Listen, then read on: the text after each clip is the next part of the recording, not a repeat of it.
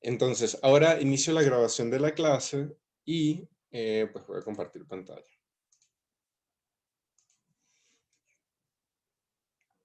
Y aquí estamos. La clase de hoy vamos a hablar de oferta y demanda. Y de nuevo, quiero hacer hincapié en la forma en la que progresivamente vamos a estar construyendo esta aproximación a la economía aquí en el taller.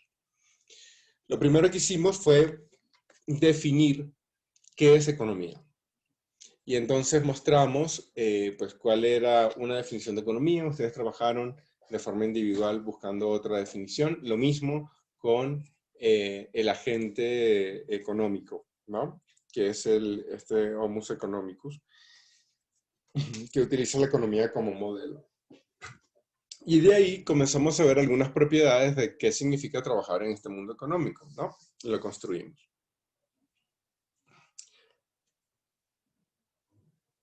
Hubo un foco importante en el asunto del intercambio, ¿se acuerdan? Y de las decisiones.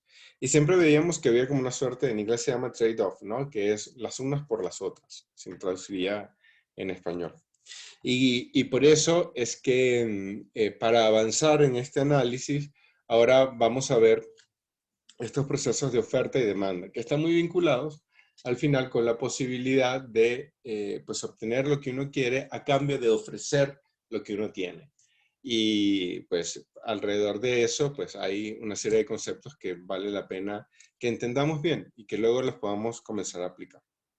Entonces, esa es la sesión de hoy. Vamos a hablar de qué significa trabajar desde la oferta, qué significa trabajar desde la demanda y cómo eso se relaciona en el mercado. Ok. Entonces, en la agenda tenemos esto, ¿no? Vamos a hablar de mercados y precios, qué significa estar en la demanda, en la oferta, y qué pasa cuando esto se vincula, ¿no? Que se vincula aquí en el mercado en una condición muy especial que vamos a llamar condición de equilibrio. Y alrededor de esta condición de equilibrio nosotros podemos evaluar ciertos cambios, por ejemplo, en precios y en cantidades. Todo esto lo vamos a construir de a poco el día de hoy. Lo primero es definir el mercado, y de hecho la fotito que tenemos acá, donde se ven las hortalizas y todo esto, en parte es porque estamos hablando de un mercado. Y la verdad es que hay muchas configuraciones de mercado, y yo escogí esta porque me parece que es como la más clara para que podamos entender las relaciones de oferta y demanda. Y tal cual, o sea, ¿cuántas personas acá han ido a la central de abasto? Bueno, ahora está difícil ir, por el asunto de la pandemia, pero antes, ¿conocen la central de abasto? Han ido a los pasillos Sí, H y J, ¿no? Que son donde se venden al por menor. sí, principalmente. Exacto. Buenísima la central de abasto. Es una experiencia antropológica ir a la central de abasto. Yo amo la central de abasto. Me quedo un poco lejos y hay que sacarle tiempo para ir, pero vale la pena. No solo porque se compra baratísimo, sino por la calidad de lo que se compra ahí, ¿no? Está súper rico. Encima hay unos tacos en ese mismo pasillo que no pueden ser dejados de lado.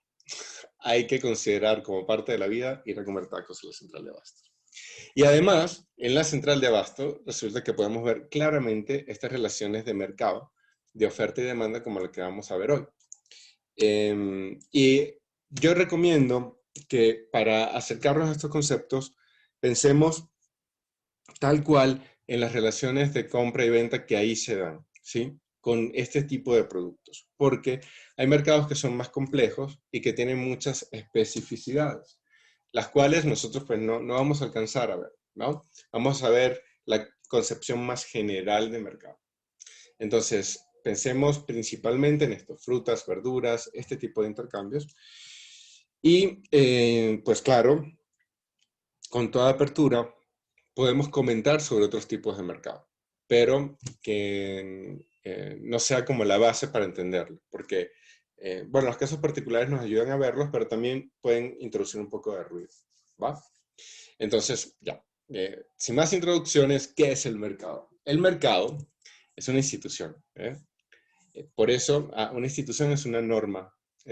Bueno, hay distintas versiones de institución. Douglas North, que es un institucionalista muy famoso, premio Nobel, define a las instituciones como las reglas del juego, como las formas en las que nos comportamos.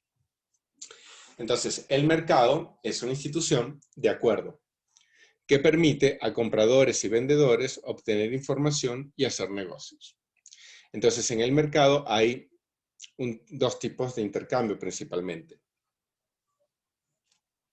Por un lado está el intercambio de información y por otro lado pues está el intercambio propiamente comercial, los cuales están muy, muy vinculados.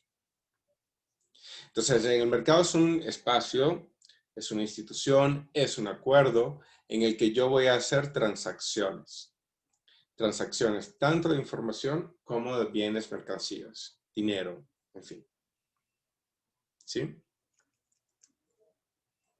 Es ese espacio, tal cual como lo es el pasillo H y J de la central de abasto cuando uno va a comprar al por menor. ¿Habían escuchado antes de esta definición de mercado?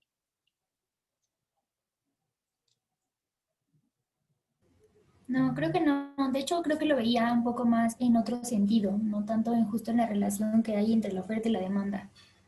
¿Cómo lo veías? Como un espacio en donde podías adquirir pues ciertas cosas. Ujú.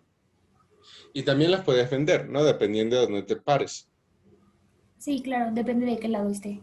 Exacto. Y entonces eso es lo único que de alguna forma como que te faltaba, digamos, para que terminaras de completar la definición, es ponerte del otro lugar. Ya. Ya con eso lo hubieses tenido, ¿eh? Pero pensar que también la otra persona que está vendiendo está en el mercado. Y mira, me has ayudado enorme, porque cuando tú dices lo que yo puedo adquirir, estás en la demanda, y cuando dices el lado el que te faltó, donde no te pusiste, ese lado es la oferta. Y ya, mira, con esto podríamos cerrar la clase aquí, pero no lo vamos a hacer, vamos a continuar.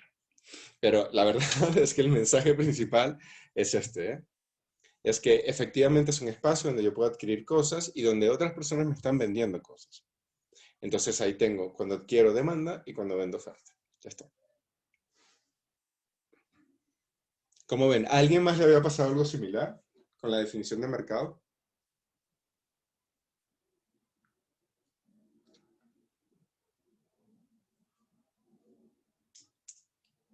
¿Qué otras ideas tenían del mercado?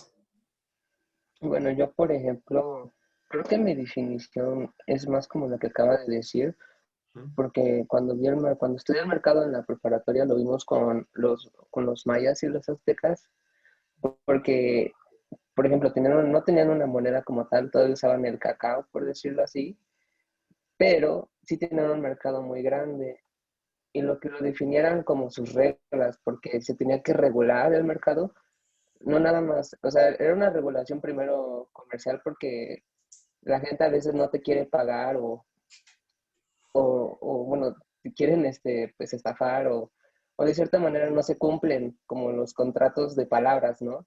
Ujú. Entonces, la regulación del mercado ayudaba como que a darle más estructura a que los contratos llegaran pues, a que se cumplieran, no nada más con palabras, sino pues, había reglas, había, pues, consecuencias si no cumplías, o sea, te penalizaban el mismo mercado. Claro. Pero no, eso también está implícito, ¿eh? Digo, a ver, aquí de alguna forma el asunto de esas reglas y cuáles son como de alguna forma las penalizaciones, castigos o, o problemas que te vas a crear por no cumplir las reglas del mercado, dentro de esta visión no son tanto las que pueden imponer, por ejemplo, el Estado, ¿no? En términos de lo ilegal o lo legal. Pero incluso en esta visión sí hay reglas. Porque si tú no juegas de acuerdo a estas leyes de oferta y demanda, lo que hacen es que te sacan. Es una regla fuerte, ¿eh?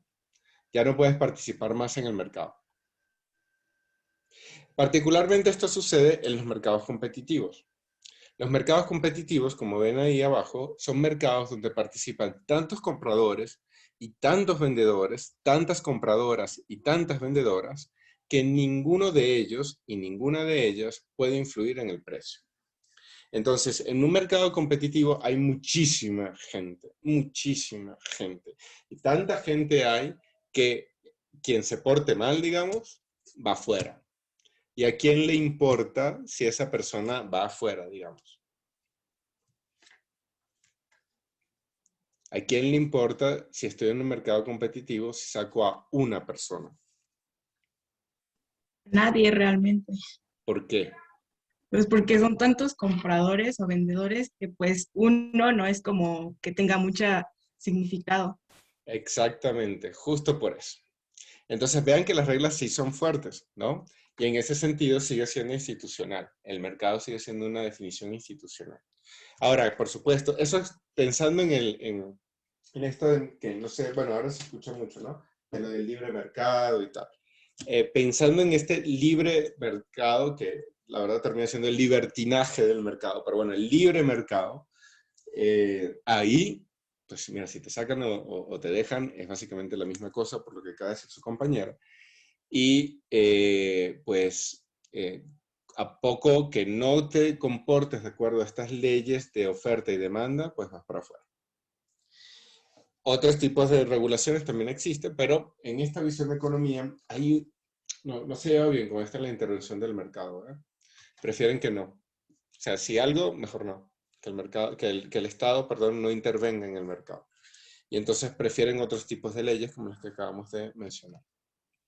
Lo bueno que tiene este mercado competitivo, así tal cual, digamos, porque ahorita como que mencionamos la cosa más fea, pero también habría una cosa buena, y es que en el caso tal de que un ente deje de comprar o deje de vender, de igual manera el sistema sigue andando, el show continúa. Y eso también es bueno porque da una suerte de estabilidad. Entonces, una de las cosas que se gana en el mercado competitivo es una condición de eficiencia, pensando en que, bueno, o sea, si esa persona salió de acuerdo a las leyes del mercado, para empezar, vamos a ver ahora que no está siendo muy eficiente, y por tanto es mejor que los recursos que tenía esa persona, pues lo maneje otra u otras que sí puedan ser más eficientes y comportarse de acuerdo a las leyes. Y eso sucede particularmente en los mercados competitivos. No todos los mercados son competitivos. Hay mercados que son oligopólicos, donde hay pocas personas ofreciendo. Incluso hay mercados monopólicos, como fue aquí el caso de las telecomunicaciones hasta el 2014, donde hay una sola empresa que provee de ese servicio a todo el país. Y eso no es un mercado competitivo. Entonces, no todos los mercados son competitivos. Son competitivos cuando sucede esto, que está acá.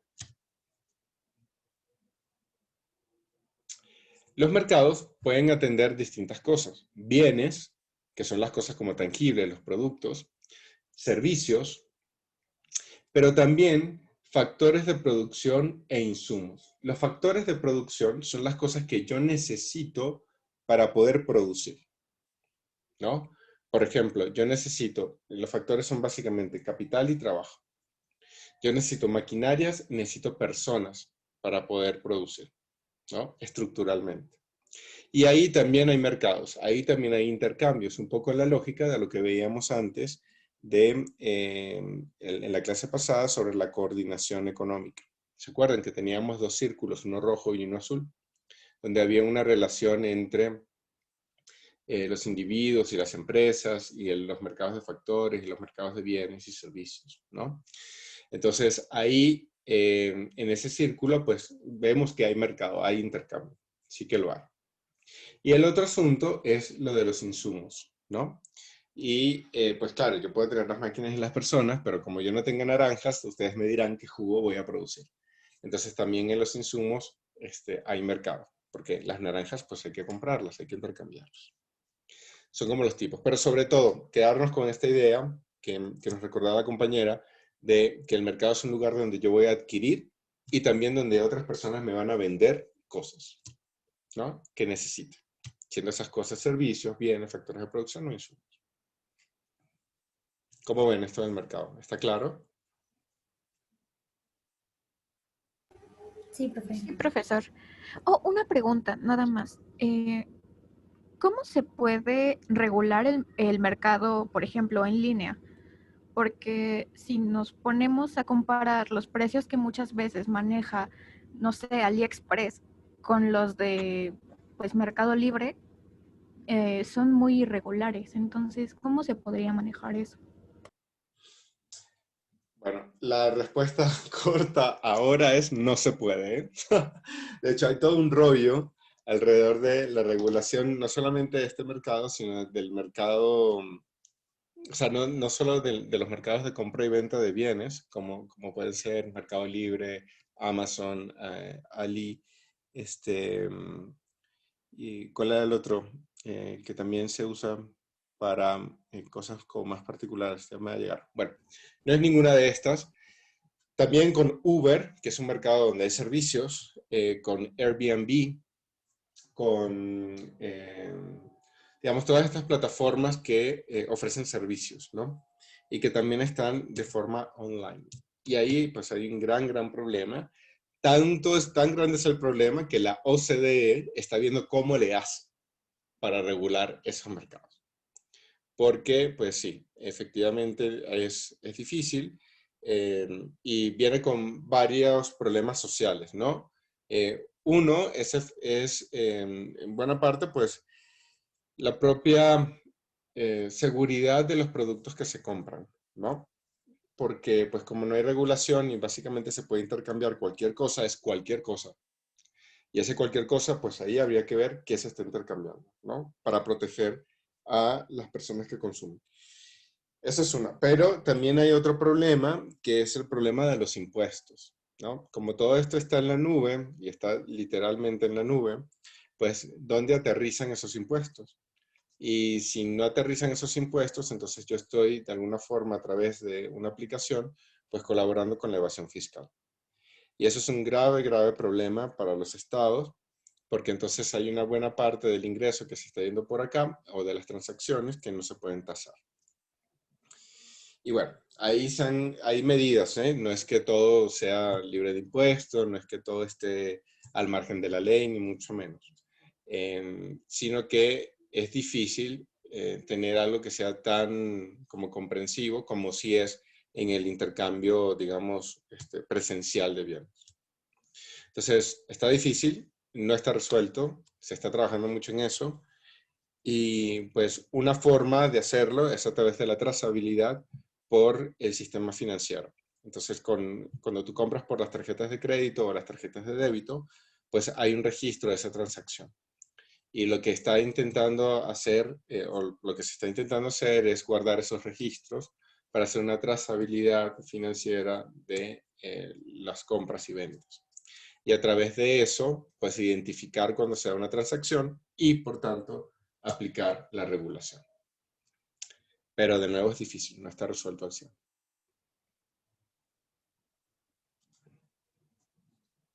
¿Contesté más o menos?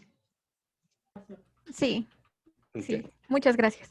No, con mucho gusto. Pero justo por eso, porque en esos mercados y los mercados en los que nosotros estamos realmente son mucho más complejos de los ejemplos que vamos a ver aquí ahora. Justo por eso necesitamos hacer ambas cosas mejor. Pensar en los mercados que tenemos ahora, tal cual en las preguntas que acaba de plantear su compañera, como en los mercados más clásicos, que es el de la central. Y yo soy súper fan, tengo aquí todas las aplicaciones para compra en línea que se puedan imaginar, todas. Casi que todo lo que hago lo compro por ahí. Pero aún así, de verdad que hay un goce, hay un disfrute de ir a la central de abasto, sobre todo a comerse esos tacos que están ahí, que no tienen desperdicio. Ok, en los mercados yo voy a encontrar algo que se llama el precio. El precio monetario o nominal lo voy a diferenciar del precio relativo. El precio monetario o nominal es el monto que yo asigné a un objeto en alguna moneda. Por ejemplo, este café puede costar 20 pesos. Y cada una de estas gomas de mascar puede costar 10 pesos. ¿Sí? Entonces, el monto asignado al café es 20 en pesos mexicanos. El monto asignado a las gomas de mascar es 10 en pesos mexicanos. Entonces, ese es su precio monetario o nominal. Yo puedo cambiar esto y puedo irme a otra moneda. Y entonces, por ejemplo, en dólares. Entonces, el monto de ese café en dólares no necesariamente, o sea, no va a ser el mismo del precio, porque podría ser $1.50. Y el monto de cada goma de mascar puede ser 0,75. Entonces, en ese sentido, los precios pues son distintos, monetarios o nominales. Porque en México, café 20, en Estados Unidos, café 1.5. En México, goma de mascar 10, en Estados Unidos, goma de mascar 0.75. Precios distintos. Ahora, yo tengo otra cosa para analizar, para ver, que es el precio relativo. El precio relativo ya no tiene que ver con un monto asignado, sino con una proporción de un bien en relación con otro bien. Y entonces, ahí, por ejemplo, en el ejemplo que yo acabo de mencionar, y yo lo hice con saña, si bien el precio monetario es distinto porque tengo pues, distintas monedas, el precio relativo es igual, porque un café va a equivaler siempre a 2 gomas de mascar. Por ejemplo, un café vale 20 pesos y 2 gomas de mascar son 20 pesos, cada una vale 10.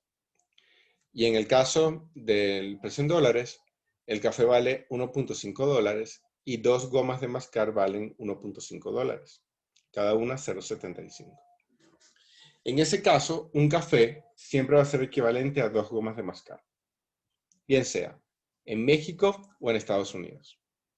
Eso quiere decir que el precio relativo del café frente a las gomas se mantiene, mientras que el precio monetario del café y las gomas cambia. Entonces, el monetario es el monto y el relativo es la proporción. ¿Cuántos cafés significan tantas gomas de mascar? ¿Cómo ven? ¿Está clara esta diferencia? Sí, profe. Ok. Y entonces, si yo tengo eso claro, va a ser también sencillo entender que los precios relativos son un costo de oportunidad. Recuerden que cuando hablamos de costo de oportunidad decíamos cuál es la mejor opción que no estoy tomando, considerando que he tomado una decisión distinta. Entonces, por ejemplo, mi costo de oportunidad, si elijo el café, yo siempre elegiría el café, sobre las gomas, son 2 gomas de mascar. Porque yo, con esos 20 pesos, pues sí, obtuve el café y dejé de lado las gomas de mascar. Alguien que no sea tan cafecero, tan cafecera como yo soy, pues entonces preferiría las gomas de mascar y su oportunidad sería el café. Pero como ven, lo mismo que yo tendría que abandonar, digamos, que dejar de lado, que rechazar en México, sería lo mismo que yo tendría que rechazar en Estados Unidos. Y por eso es que como los costos de oportunidad son iguales, pues los precios relativos también lo son. Entonces un precio me marca o me dice también cuál es el costo de oportunidad que yo estoy pagando. ¿Es claro eso?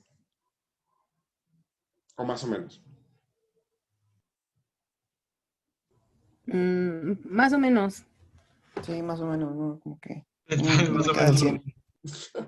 Es como Bien. la relación de un precio precio de un producto con otro, como relacionarlos o compararlos, algo así, ¿lo entiendo? Más que del precio, es del producto en sí mismo. Es Podría como... ser como el... Ah, perdón, compañera. No, vas. Es como el ejemplo que nos ponía de la clase pasada, que creo eran pizzas y refrescos. Ajá. ¿Sí es más o menos eso? Sí, en ese sentido ahí también hay como un costo de oportunidad. No como un costo, hay un costo de oportunidad. Sí. O sea, porque yo lo que tengo que ver es, por ejemplo, yo aposta diseñé un ejemplo donde el café y las gomas de mascar en México y en Estados Unidos tienen el mismo precio relativo. Porque un café en México son 20 pesos y 2 gomas de mascar son 20 pesos. Y en Estados Unidos un café es 1.5 dólares y 2 gomas de mascar es 1.5 dólares. Entonces, un café aquí en México equivale a 2 gomas de mascar, ya sin pasar por el dinero, ¿eh? Haciendo trueque como hacían los mayas y los aztecas. Y bueno, en muchas culturas previas a la aparición del dinero. Y en México y en Estados Unidos también un café equivale a 2 gomas de mascar. Entonces yo lo hice así por diseño para decir que si bien el precio monetario es distinto, el precio relativo es igual. Pero eso no tiene por qué ser así. Yo podría tener también un precio relativo distinto. Y podría ser el caso en el que, por ejemplo, a la gente en Estados Unidos, no sé, le gusten menos las gomas de mascar. Y entonces, y le guste mucho más el café. Y entonces, para que te puedan dar un café, o sea, o para que puedan preferir sobre un café gomas de mascar, en lugar de darles 2, como aquí en México, tendrías que darles 3. Y entonces ahí ya el precio relativo del café versus las gomas en México no es el mismo precio relativo que el café versus las gomas en Estados Unidos. Porque en México un café equivale a 2 gomas de mascar y en Estados Unidos equivaldría a 3 gomas de mascar. Entonces los precios relativos no pasan, digamos, no pasan por el dinero, así vistos. Pasan por la cantidad de bienes que uno está dispuesto a ceder para obtener un bien específico. Entonces es como una proporción. Si volvemos al ejemplo de las pizzas y los refrescos, como decía el compañero, pues también pasa lo mismo, ¿no? El precio relativo es cuántos refrescos estoy yo dispuesto a dejar de tomarme para que pues podamos comer pizzas. O lo contrario, cuántas pizzas estaría yo dispuesto a dejar de comer para que podamos tomar refresco. Es esa relación entre una cosa y la otra, casi que sin pasar por el dinero. Estamos hablando de proporciones de bienes con relaciones a otro bien. Si los precios relativos se mantienen, pues, de nuevo, yo 2 gomas de mascar por un café aquí o en Estados Unidos. Si los precios relativos no se mantienen, entonces aquí en México, 2 gomas de mascar valen un café. Y en Estados Unidos, 3 gomas de mascar vale un café. Esto es clarísimo con las cosas cuando uno está viviendo en otro país, por ejemplo, y extrañas pues tus propias o las cosas que se producen en tu tierra, ¿no? Por ejemplo, cuando yo estaba fuera de México, ustedes no tienen idea de lo que puede hacer una persona mexicana cuando encuentra mole. Lo pagan a un precio que aquí parecería tontísimo, ¿eh? Incluso el mole este más comercial, que es el de vasito con la tapa amarilla. Incluso eso. Entonces, imagínense, allá lo que cuesta aquí un mole es mucho más económico. Y entonces si yo hiciera una equivalencia en términos de precios relativos, pues podríamos decir que un mole aquí es equivalente a, no sé, creo que 2 latas de atún, ¿no? Pero allá, ese mismo mole, como tiene un valor muy particular porque no se produce de forma corriente, entonces ese mole puede valer 4 o 5 latas de atún, porque es mucho más caro. Entonces el precio relativo del mole en México y el precio relativo del mole cuando uno está fuera de México cambia. Cambia porque la proporción de lo que yo tengo que dar para obtener el mole aquí es mucho menor de la proporción de lo que yo tengo que dar para obtener el mole allá. No sé si tienen gente que ha vivido afuera, que eso les pasa mucho, mucho, mucho. ¿Les ha pasado? ¿Conocen a alguien así? ¿O un caso similar? Sí, De hecho, me ha sí. pasado. De hecho, tengo un tío que está viviendo en Estados Unidos que ahora sí que cada vez que viene a México aprovecha a comprar todo lo que pueda llegar a conseguir como que más barato aquí porque allá lo venden a veces más caro. Claro, porque lo que él tiene que dar a cambio para obtenerlo allá es mucho mayor a lo que tienen que dar a cambio para obtenerlo aquí. Se ve fácil, es que la moneda es una institución también para el intercambio, que facilita entender esto que podríamos decir que tanto es tantito, ¿no? Facilita entender cuál es esa proporción de un bien con relación al otro. Pero si la moneda no existiese y estuviésemos en la vida del trueque todavía, significaría que para poder comprar lo mismo que compra aquí, allá tienen que dar más cosas a cambio. Y aquí tienen que dar menos cosas. Entonces los precios relativos de ese mole aquí y en Estados Unidos pues son distintos. No son los mismos. La proporción de los bienes que yo tengo que dar con relación a los otros cambia. Y entonces cambia el precio relativo. Además de que, por supuesto, cambia el precio monetario. Lo que pasa es que uno ve los precios y está acostumbrado a verlos como casi que, pues lo que es, ¿no?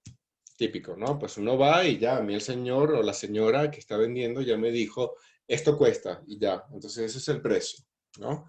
Pero no, la verdad es que ese precio se genera como parte de una relación de intercambio. Y nosotros vamos a ver ahorita en parte cómo se genera ese precio. Y ahí quizás vamos a entender un poco mejor por qué yo puedo hablar de relaciones de un precio con respecto a otro. Porque ese precio que se va a determinar al final y que parece como un número que uno ve en el súper o en la central, ese precio procede en parte de estas leyes de oferta y demanda. Y significan o demuestran qué tanto interés tengo yo en para comprar algo o qué tanto interés tengo yo para vender algo. Y ese interés está medido como un costo de oportunidad, depende de lo que yo esté dispuesto a renunciar por eso.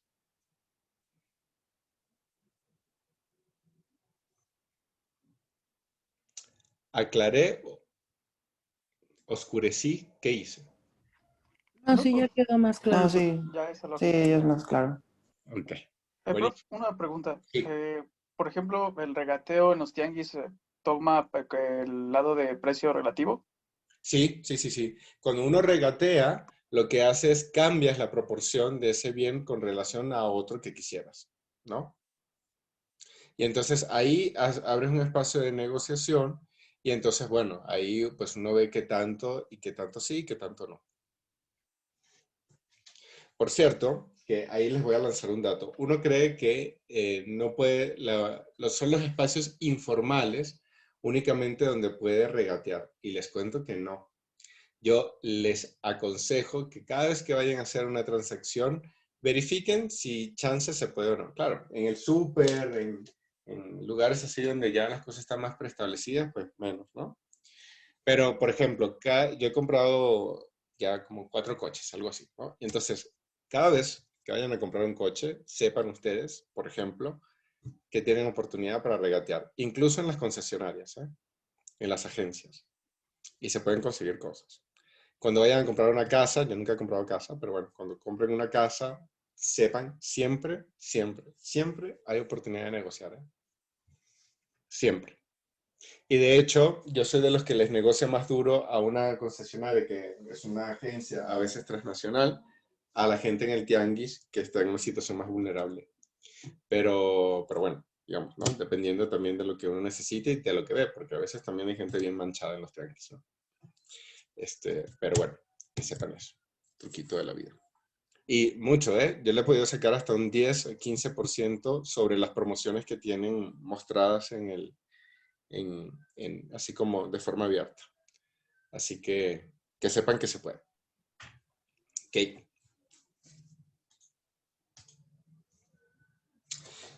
Bueno. Uno puede pararse en ambos lugares, ¿no? Como hemos venido comentando a lo largo de la clase. Si yo me paro del lado de la demanda, yo lo que voy a ver es una relación. Desde yo que quiero comprar, por eso aquí las personas o estos avatares que están acá están identificados así como en el centro centrísimo, porque aquí quien importa, digamos, el agente económico principal es quien demanda, ¿no? Quien quiere algo. Y entonces, esa persona que quiere algo va a encontrar una relación entre el precio del bien que quiere y la cantidad de esta que los consumidores planean adquirir durante un periodo.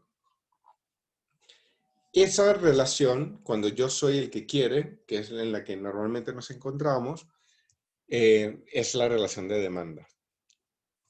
Entonces, yo voy a ver un precio de un bien que, como estábamos discutiendo hace minutos, pues es un costo de oportunidad. Es una proporción entre una cosa y otra a la que estoy renunciando.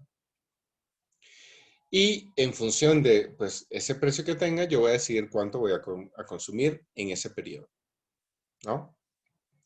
Por ejemplo, miren, todas las personas que venimos de fuera amamos una combinación mágica que la verdad es uno de los principales baluartes mexicanos, que es aguacate con cilantro. A quien se le haya ocurrido mezclar el aguacate con cilantro, la verdad, creo que es uno de los descubrimientos que más felicidad aporta a la humanidad. Pero hubo una época oscura. ¿Alguien recuerda cuándo fue? Reciente. Cuando el aguacate estaba caro. Carísimo estaba el aguacate. Y todo el mundo sufriendo con el aguacate, ¿no? Que ya desde ahí se popularizó a través de los memes y ponle aguacate, ¿no? Así como cuando uno tiene mucho dinero. ¿Se acuerdan? ¿Cuánto llegó a costar el kilo de aguacate? El kilo lo llegué a ver en 100 pesos. Bien, ajá. 100 pesos. O sea, la verdad, eso es un atentado contra la humanidad. Total. Pero sí, efectivamente eso llegó a costar el aguacate. Y entonces, ¿qué hicimos todas las personas amantes del aguacate?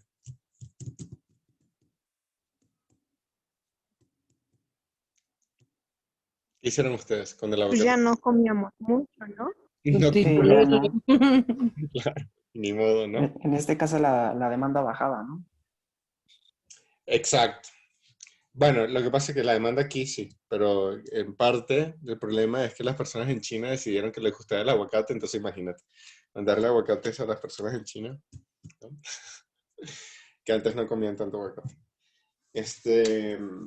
Pero sí, aquí pues bajó la demanda. ¿Por qué? Porque pues que, o sea, la verdad, entre un kilo de aguacate y un kilo de pollo, que al terminar costando básicamente lo mismo, pues en ese momento, pues sí, o sea, cero no, porque sin aguacate no hay vida. Pero la misma cantidad de antes tampoco. Porque viendo esos precios, pues no hay nadie que pueda, ¿no? No es que no quieran, es que no pueden. De acuerdo también a toda su relación, porque si antes el kilo de aguacate, que normalmente ha estado entre 30 a 40 pesos, ¿no? Incluso más barato, yo los he comprado en la central de abasto a 20 pesos el kilo.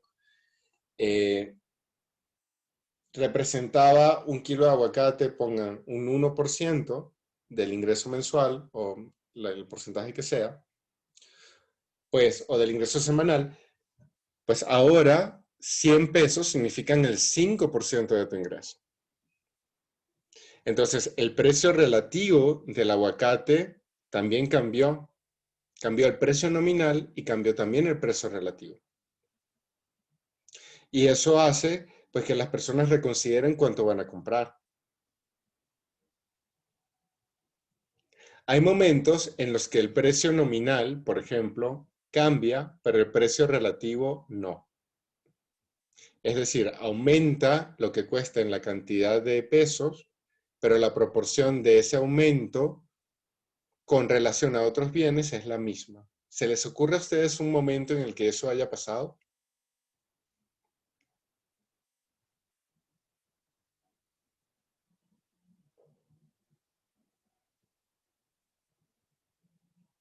¿Alguien se acuerda?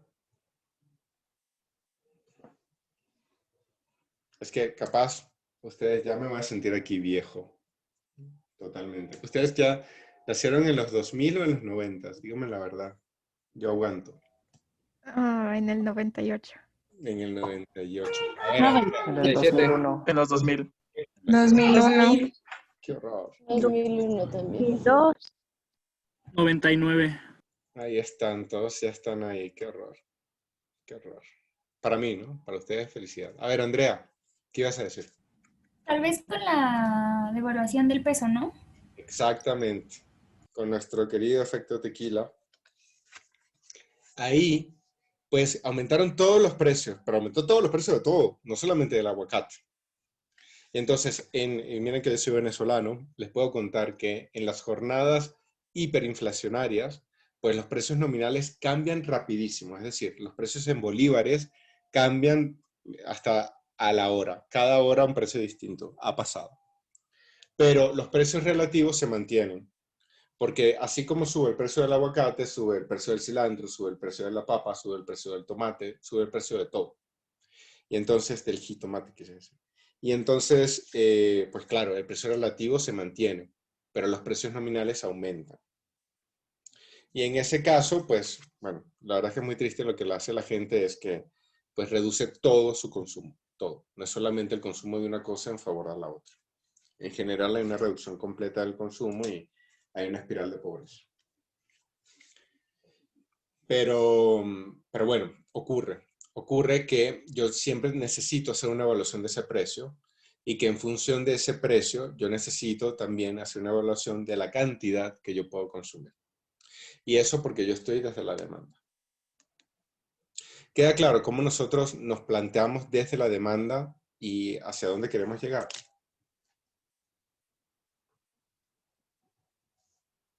Sí. Sí, profesor. Excelente. Entonces, en la demanda hay leyes, ¿no? Porque eso es una institución. Entonces, hay una ley de demanda que es es un intento de la economía neoclásica de explicar cómo funciona todo esto. ¿Qué dice la ley de la demanda? Dice, si los demás factores permanecen constantes, es decir, no tengo ningún otro cambio macroeconómico, no hay efecto tequila, no hay macrodevaluación, todo está, digamos, como está, bueno, no sé qué decir de normal, pero digamos, como está de habitual, ¿no? Si esos factores siguen con su comportamiento habitual, entonces, cuanto más alto sea el precio de un bien, servicio, factor de producción, insumo, cuanto más alto sea el precio de un bien, menor será la cantidad demandada de dicho bien. Y cuanto más bajo sea el precio de un bien, mayor será la cantidad demandada del mismo. Entonces, esto sucedía un poco con el asunto del aguacate, ¿no?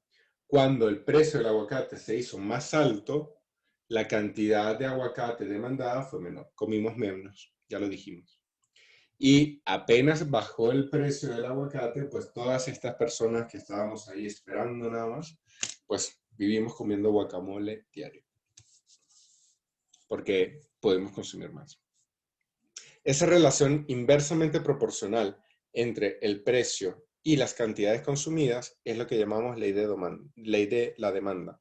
Y es inversamente proporcional porque cuando uno sube, el otro baja. Cuando sube el precio, baja la cantidad. Cuando baja el precio, sube la cantidad.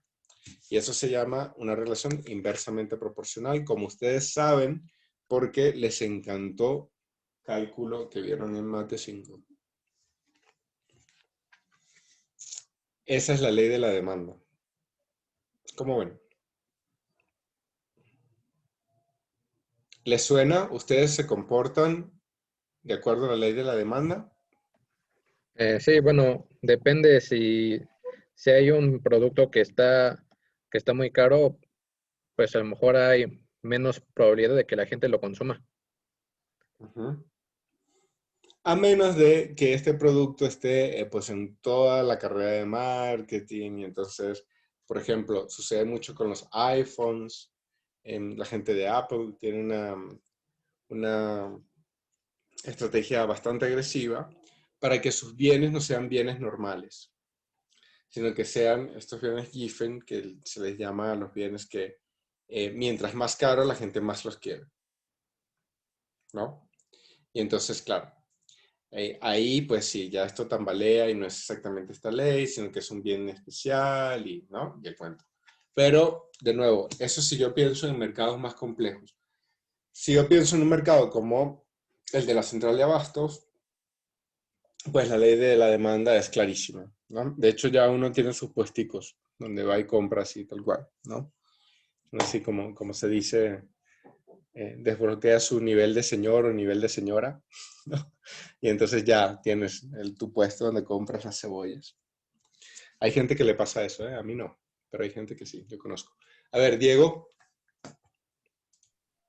Sí, profesor. Bueno, yo trabajo en una tienda y bueno, esto que usted menciona se puede ver porque en la zona en la que yo trabajo hay mucha competencia entre las tiendas.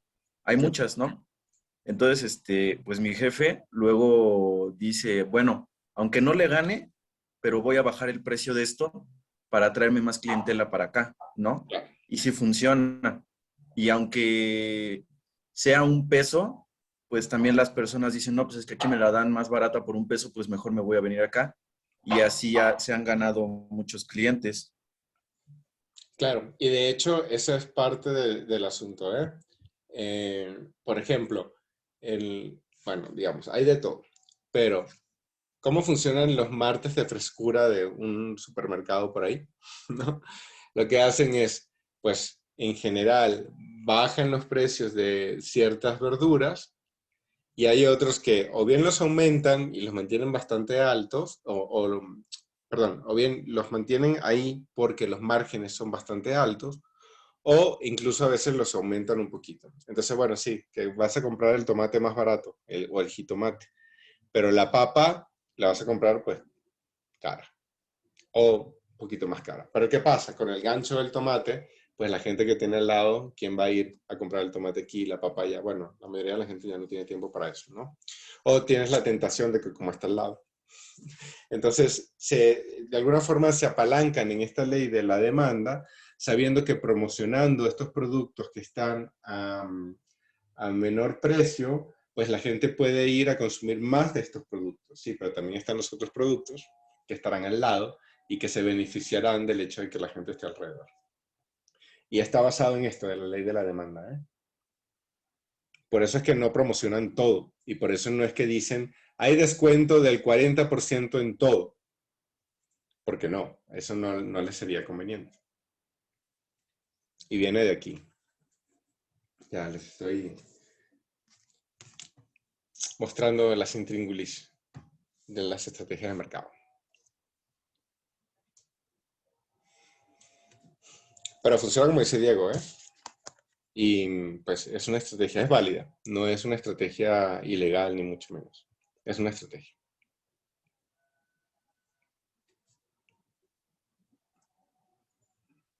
¿Hay alguna... ¿tienen comentarios? ¿Queda claro cómo funciona la ley de la demanda? Sí, profe. Sí, profe. Sí, profe. Muy bien, profe. Buenísimo. Alrededor de esta ley de la demanda, yo podría diferenciar como dos tipos de efectos. Uno que voy a llamar efecto de sustitución y al otro lo voy a llamar el efecto ingreso.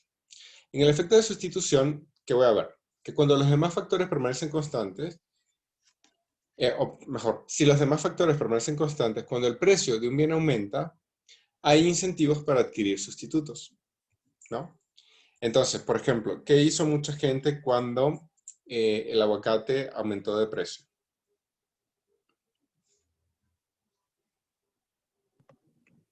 Pues algunas personas las dejaron de consumir, bueno, por el precio tal vez.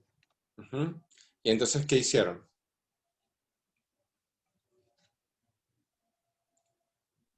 Pues lo sustituían por otro alimento. Sí, podían sustituirlos por otro alimento, por ejemplo, ¿no?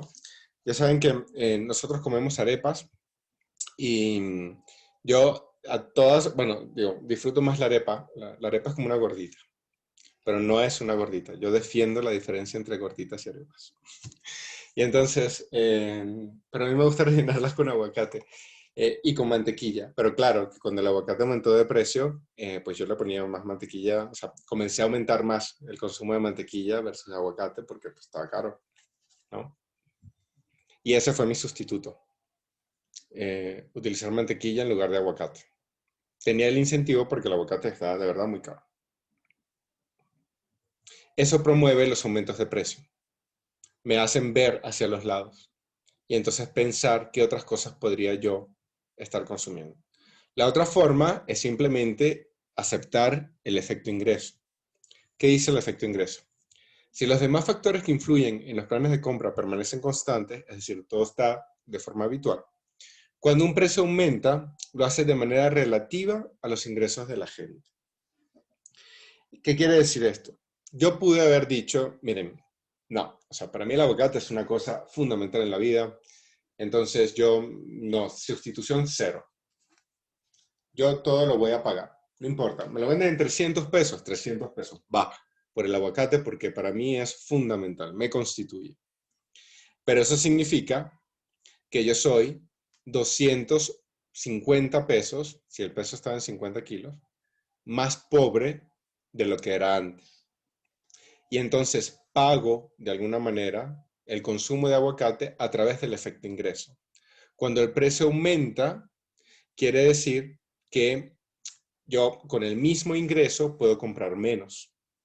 Y por tanto, de forma relativa, soy más pobre, por ejemplo. Andrea. Lo del efecto ingreso tiene un poco con relación a lo que tiene poco que fue el aumento del salario mínimo, pero también aumentaron ciertos precios de algunos productos. Con el efecto, en el caso del salario mínimo, es un poco, o sea, difícil de verlo así como de forma directa, porque el salario mínimo es muy estructural para toda la economía, toda la economía. Y entonces, cuando cambia el salario mínimo, pues hay ajuste general de precios. Hay algunos precios que se ajustan más rápidos que otros.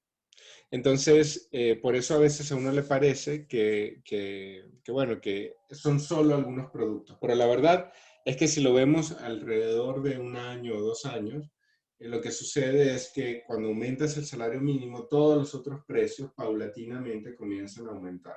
Los precios que, y lo veremos con el asunto de la elasticidad, pues tengan, dependiendo de la elasticidad de los precios, que veremos también aquí en el curso. Y si quieres, Andrea, te dejo la tarea de que cuando veamos elasticidad retomemos esto. Dependiendo de la elasticidad, los precios se variarán más rápido o menos rápido, ¿no? Pero es más difícil ver esto del efecto ingreso porque es como muy sistémico, o sea, como que afecta a toda la economía. Aquí hablamos más bien de un bien. Y entonces, eso, pensemos en que continúo consumiendo aguacate, pero si voy a pagar la misma cantidad de aguacate que consumía antes, ahora soy más pobre. Porque tuve que destinar más lana a comprar la misma cantidad de aguacate. Lo pagué con el ingreso. La alternativa que yo tenía era, pues, decir, miren, ¿saben qué? La mantequilla sigue al mismo precio, entonces no compro aguacates a este precio, compro mantequilla. Y solo mantequilla. Y ahí estaría completamente en efecto sustitución. Pero en general, ¿qué creen ustedes que hace la gente? O en general, ¿qué hacen ustedes? ¿Qué hicieron ustedes cuando aumentó el precio del aguacate? Minimizar el Pues, consumo. sustituirlo, ¿no? Sustituirlo o dejar de comprarlo. Pues, ajá. ¿Y no compraron aguacate? ¿Compraron cero aguacate en esa época?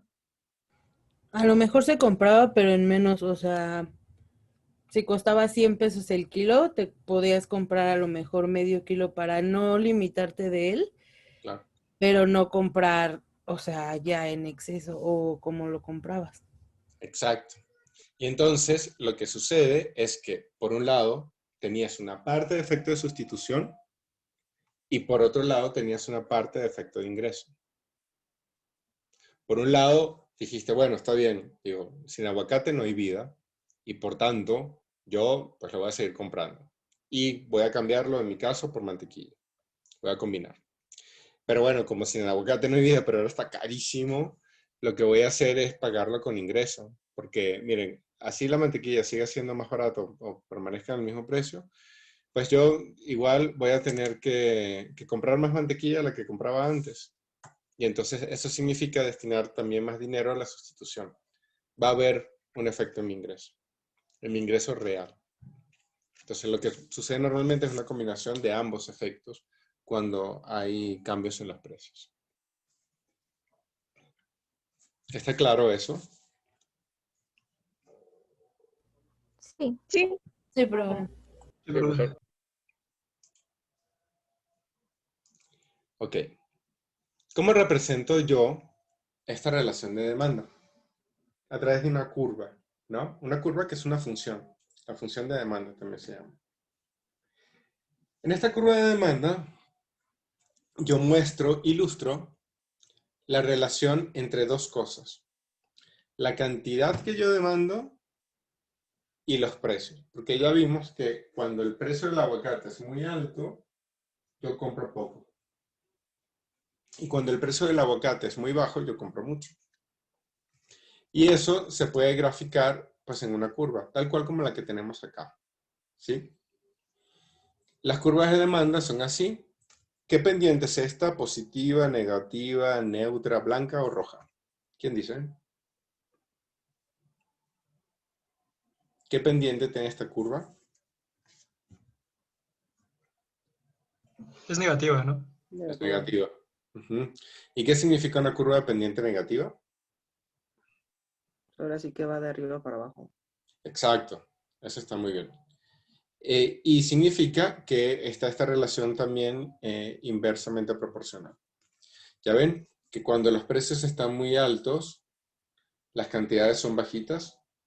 Y cuando los precios están muy bajos, las cantidades son mucho más altas. ¿No? Lo voy a rayar acá.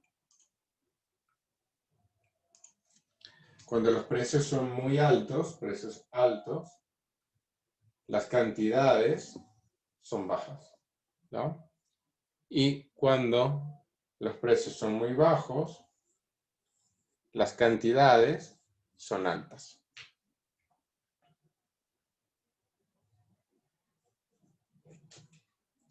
Y eso es justo lo que nosotros estábamos viendo en la ley de la demanda. La curva de demanda representa esa ley. Pero ya lo especifica. Dice claramente dónde está, cuánto es, o sea, qué tanto es tantito nuevamente, ¿no? Dice, bueno, pues a un determinado precio, ¿qué cantidad estoy yo dispuesto a consumir? Eso es lo que dice.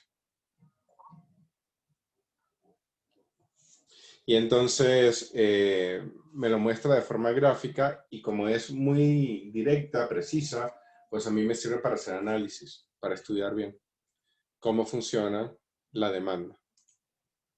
Y saber cuánto puedo yo esperar que será demandado, no lo que voy a vender, sino lo que yo puedo esperar que será demandado de acuerdo a los diferentes precios.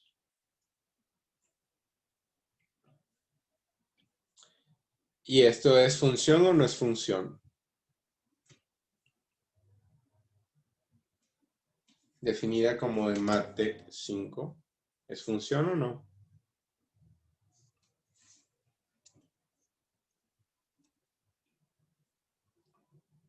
Sí, sí es. Es función. Es función.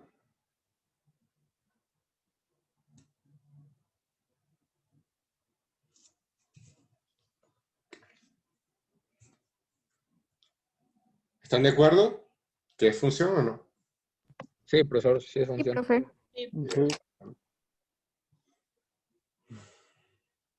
Ok. Entonces, es una función y eso es súper útil porque es una función de quién en quién. Es una función de quién en quién. F de X.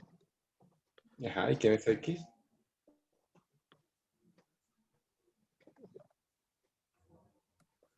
Que la demanda va a depender del precio. En Entonces, tal cual, yo lo puedo plantear en ambos lados porque esta es una función biyectiva. Y entonces, ¿sí les dieron de las funciones biyectivas o no?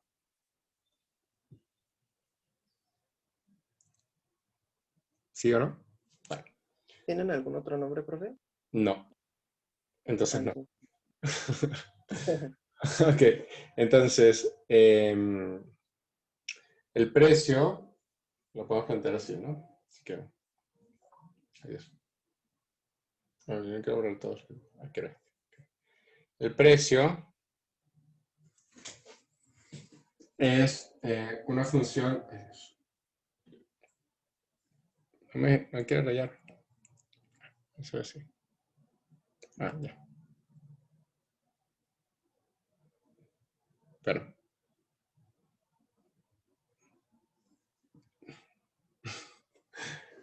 No me quiere hacer caso el Zoom. Tenga paciencia.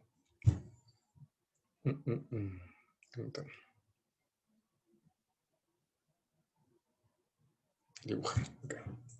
El precio lo puedo ver como una función de la cantidad demandada, o la cantidad demandada la puedo ver como una función del precio.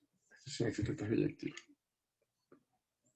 Entonces, dependiendo de lo que me pidan, yo les vendo, o dependiendo de lo que me vendan, yo les pido que me paguen. Pero bueno, esto, lo importante es que efectivamente es una función en ambos sentidos y que yo pueda expresar a través de esta función, pues, las cantidades demandadas y su relación con los precios.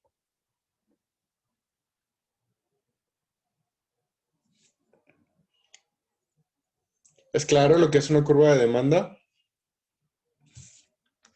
Sí, profesor. Sí, profesor. Sí. Sí, profesor. Buenísimo. Ok. Cierro. Continúo. Ok. Cuando ocurren cambios en los precios, pero todo el resto funciona igual, yo estoy en un cambio en la cantidad demandada. Por ejemplo, cuando estábamos en el asunto de pues el aguacate, ¿no? La verdad es que, bueno, la única tragedia humana, bueno, a ver, si ojalá fuese la única, pero una de las tragedias humanas que nos pasaba era que el aguacate estaba caro. Del resto, las mismas tragedias seguían ocurriendo.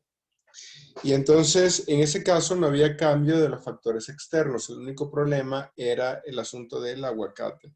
Y ahí, pues yo lo que hice fue aumentar o disminuir, como aumentó el precio, disminuí el consumo que tenía. Esos tipos de cambios, cuando el resto de las cosas permanecen igual, son cambios en las cantidades demandadas. Ahora, hay otros tipos de cambios, que son cambios ya no en la cantidad demandada, sino en la propia demanda en sí mismo, en la naturaleza de la demanda. Y esos cambios ocurren cuando hay factores exógenos, externos, distintos, que nos obligan a cambiar la manera en la que hacemos todas nuestras proyecciones de vida, ¿no? Por ejemplo, ¿cuántos cubrebocas compraban ustedes antes de la pandemia?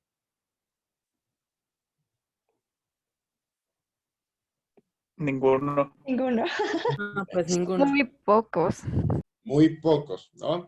Yo que, pues a mí soy manitas y me gusta pintar y taladro y tal, o sea, cada vez que llego a un lugar lo primero que hago es comprar herramientas, ¿no? Porque me gusta reparar las cosas en la casa. Siempre tengo cubrebocas, pero compraba 1 o 2 para todo el año, cuando mucho, ¿no? Y ahora, ¿cuántos cubrebocas creen que he comprado yo que todo lo pierdo? Muchísimos. Infinitos, claro.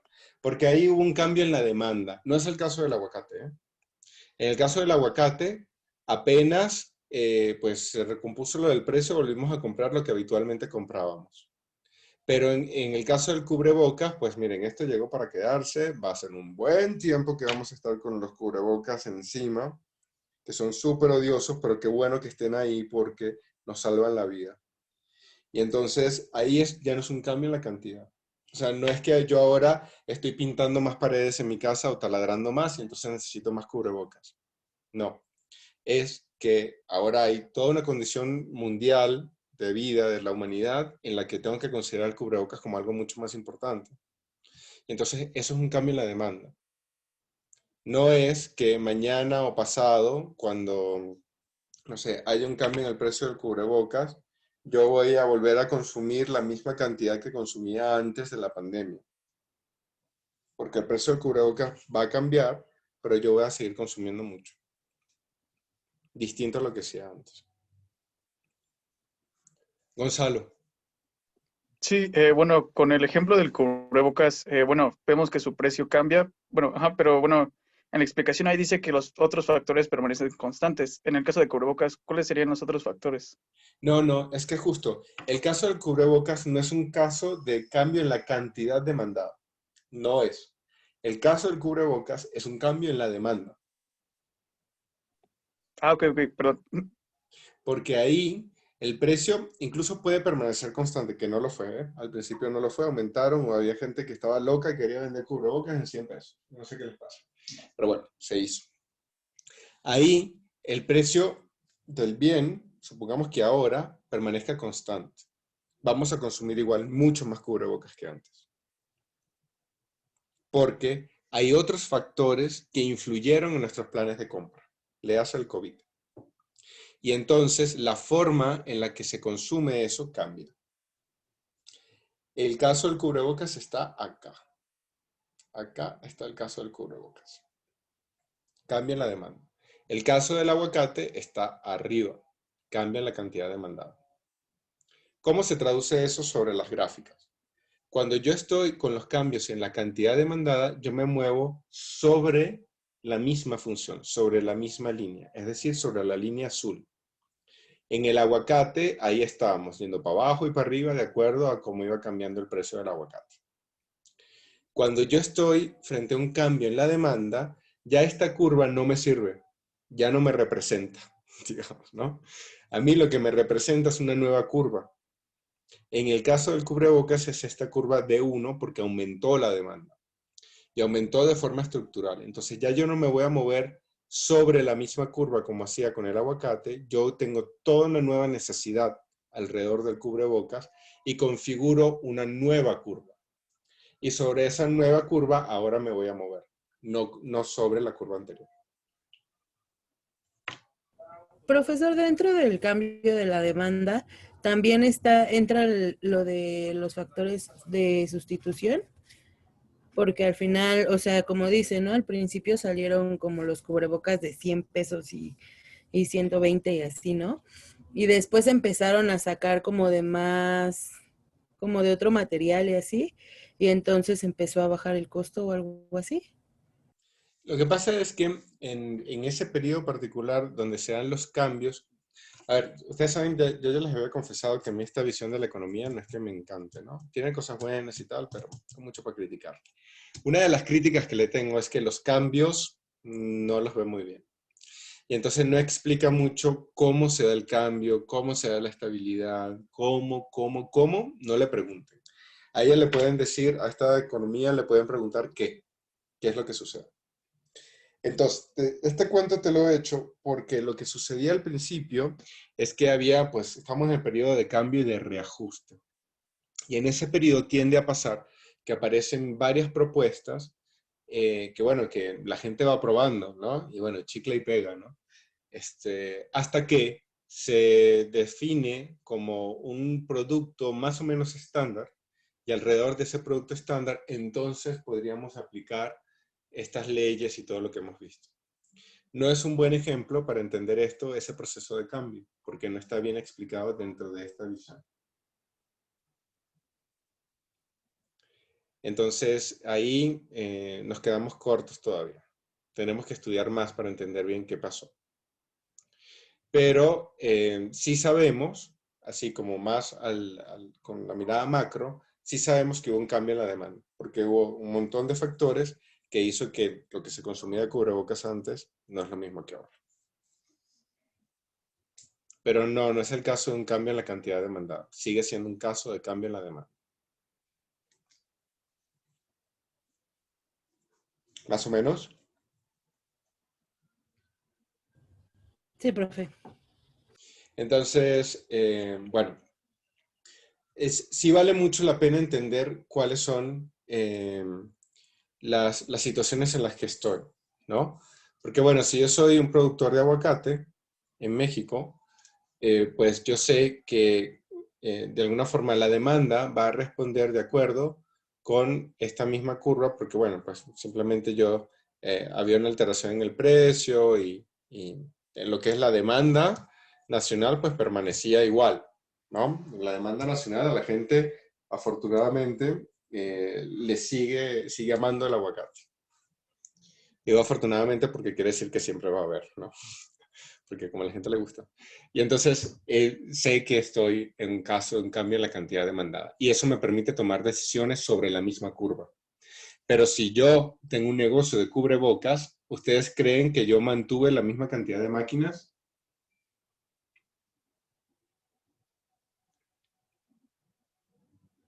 ¿Qué creen que hice? Que se Pues, expandió. aumentaste, ¿no? ¿No? Pues claro. Claro, yo tuve que seguramente invertir más capital, seguramente contratar más gente, tuve que hacer más cosas porque me di cuenta de que no es una coyuntura, no es de este momentito, el cubrebocas va a quedarse un tiempo. Y como va a quedarse un tiempo, entonces yo tengo que considerar que estoy en una situación radicalmente distinta. Porque es lo que la gente me va a demandar, ¿no? Y lo mismo para uno. Ya uno, antes, capaz, uno no metía el cubrebocas en el presupuesto. Y ahora, pues sí, el cubrebocas tiene que formar parte del presupuesto. Porque lo vamos a necesitar.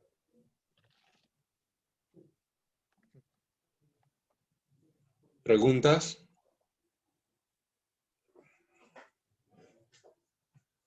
No. No, profesor, creo que no por el momento. Buenísimo. Gracias. Continúo.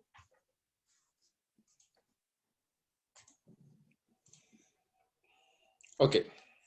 Hablamos desde la demanda, y la demanda, pues, yo entiendo, tiende a ser como que lo primero que identificamos, porque nosotros, pues, tendemos a ser consumidoras y consumidores.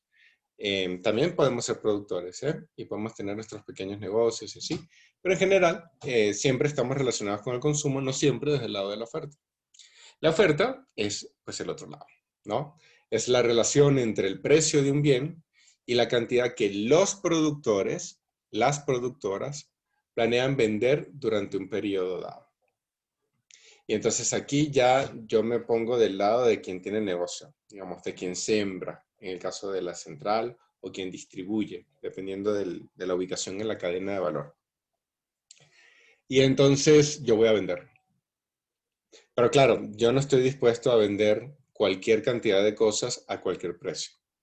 Hay algunas cosas que yo no voy a vender si no me las pagan a cierto precio, porque es que ni siquiera me cubren los costos de producción, por ejemplo, ¿no?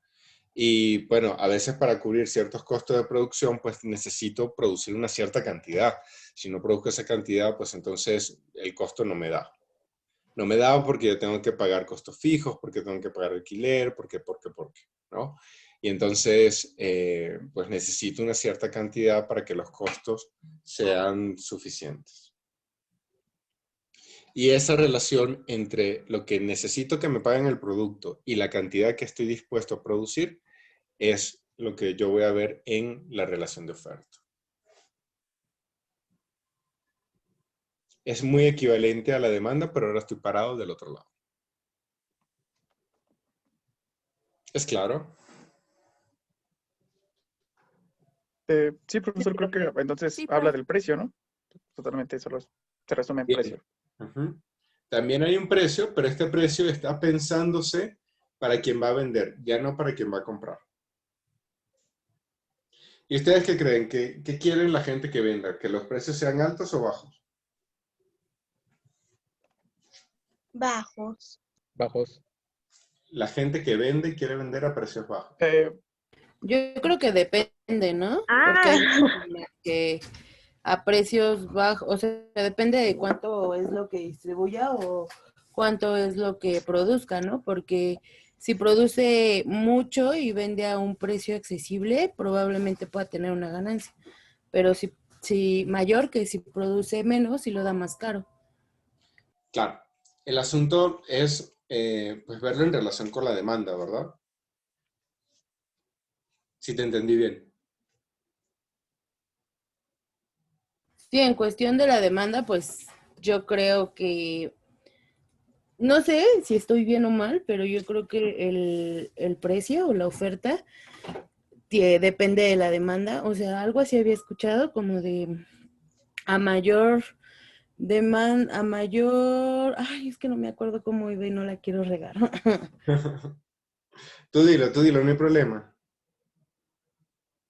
Como a mayor costo, baja demanda y a menor costo, mayor demanda, algo así es, ¿no? O sea, tienen como relación. Ajá, inverso. A mayor costo, menor demanda. A menor demanda o a menor costo, mayor demanda, ¿no? Son inversos. Pero eso es porque tú lo estás pensando y claro, que tú lo haces ya porque eres lista. Y entonces tú sabes que pues de nada te sirve producir si no vas a vender, ¿verdad? Pero imagínate que tú fueses superpoderosa y que el mundo hiciera lo que tú dices. Y ya. Y el mundo obedece porque tú tienes superpoderes. En ese caso, ¿venderías a un precio bajo o un precio alto? No, pues alto. Si soy súper poderosa, alto. Pues alto, ¿verdad? Y entonces, si pensamos únicamente en la oferta, ya no en su relación con la demanda, ¿cómo creen ustedes que es el cuento? Cuando los precios están altos, ¿las personas quieren producir más o menos? Más porque significa ganar más dinero. Exacto. Y cuando los precios están bajos, No me arriesgo tanto, no produzco tanto. y eso, querido amigo, compañero, es la ley de Hermano. la oferta. Hermano, camarada, es la ley de la oferta. La acaba de escribir usted en total perfección, ¿no? Si los demás factores permanecen constantes, cuanto más alto es el precio de un bien, mayor será la cantidad ofrecida de este. Y cuanto más bajo sea el precio de un bien, menor será la cantidad ofrecida del mismo. Entonces, para la oferta, parados desde la visión de la oferta, mientras más alto es el precio, más quiero producir. Y mientras más bajo es el precio, pues menos quiero producir. La relación en este caso no es inversamente, sino directamente proporcional. Funciona al contrario de la demanda.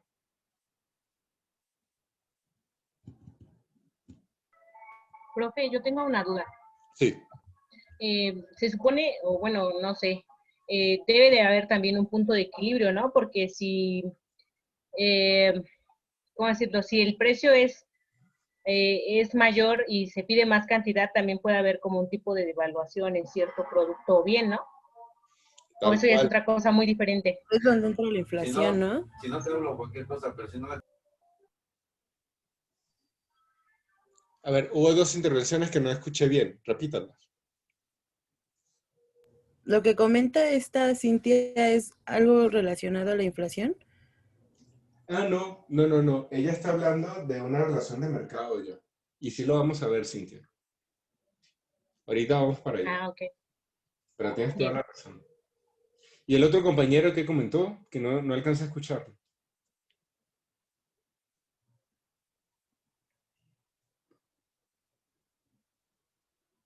¿No? ¿No se anima a repetir? ¿O fue un error?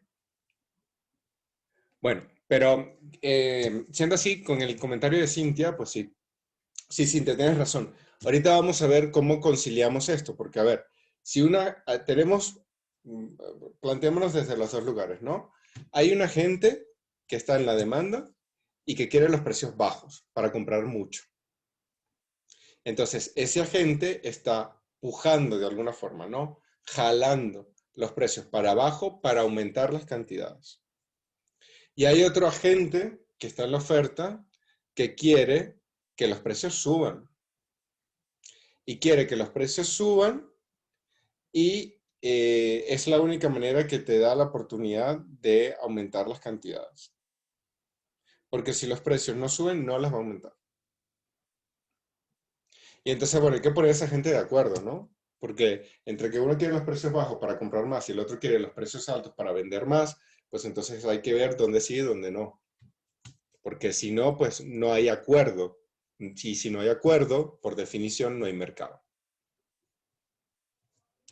Entonces, eso lo vamos a ver ahora. Muy bueno que lo hayas traído. Pero antes de pasar a seguir analizando esto, respondamos esta pregunta, pero con explicación, porque aquí tienen la respuesta, pero ajá, hay que saber por qué. ¿Por qué un precio más alto aumenta la cantidad ofrecida? La relación está con el costo marginal y el aumento. ¿Se acuerdan de esto cuando hablábamos de costos marginales en la clase pasada? Sí, profe. ¿Qué pasaba con los costos marginales en la clase pasada?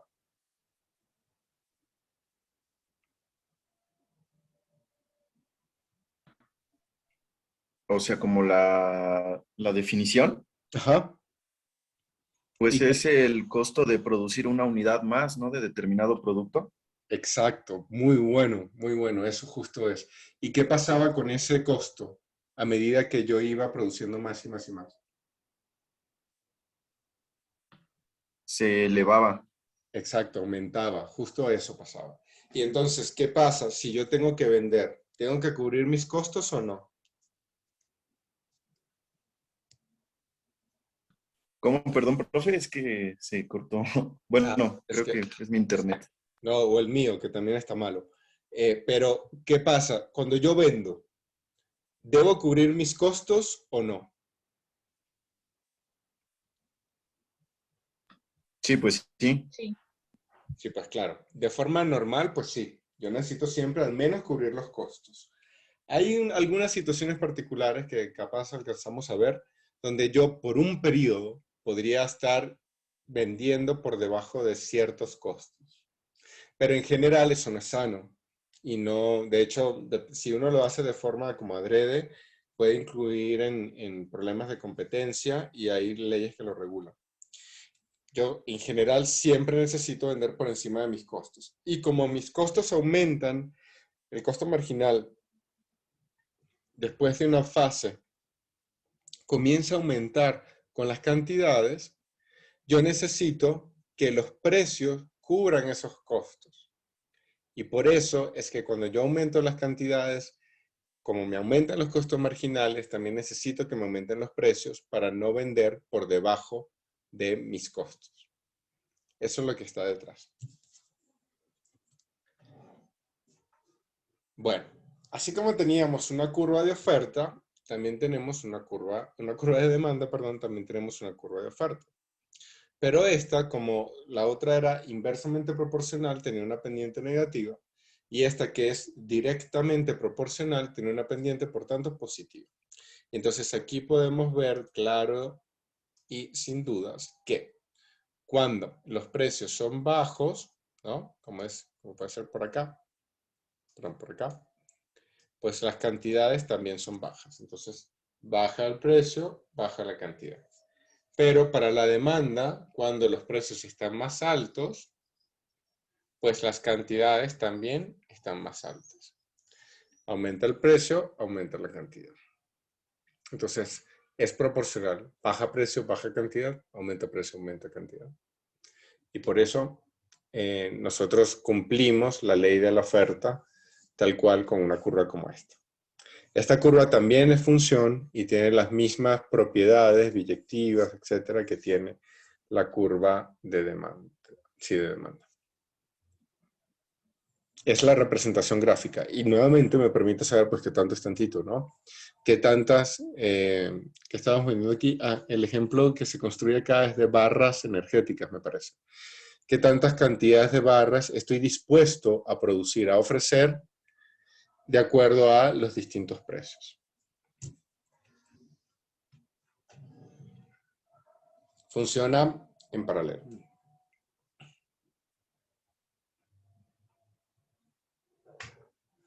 ¿Vamos bien? Sí, profe. Sí, profe. Bueno. Todo bien, profe. Y así como habían cambios en la cantidad demandada y la cantidad ofrecida, sucede lo mismo con los cambios para la oferta. Un asunto es el cambio en la cantidad ofrecida, donde el precio de un bien cambia, pero todo el resto permanece igual. ¿Sí? Entonces, ¿qué creen ustedes? ¿Qué incentivos tenían las personas que vendían aguacate cuando aumentaron los precios? ¿Producir más o producir menos?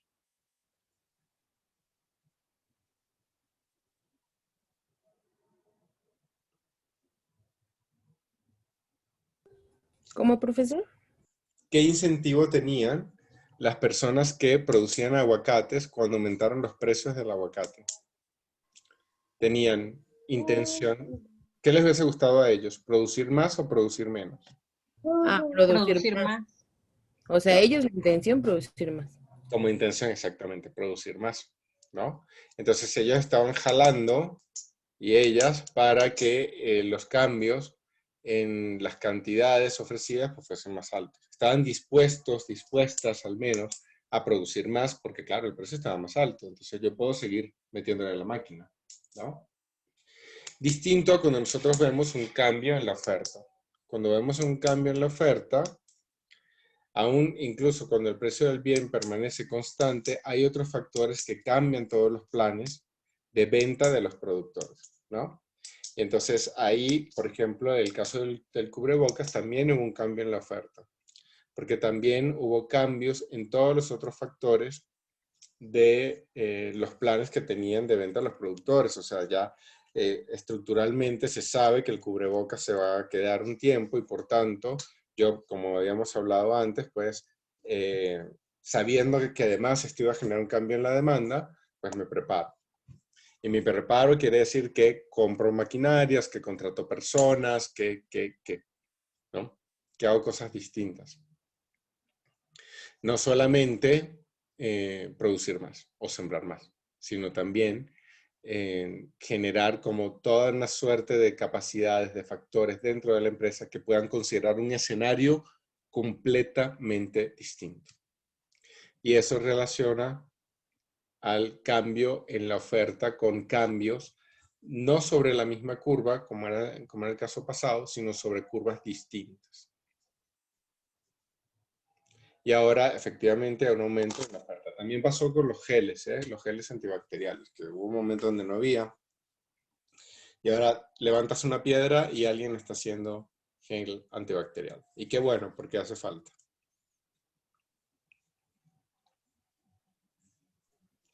¿Es claro también cómo funciona? Ya con el paralelismo con la demanda, es más fácil entender esto de la oferta, yo digo. ¿Ustedes cómo lo ven? Sí, profe. Sí, Sí, está bien. ya. Sí, profe.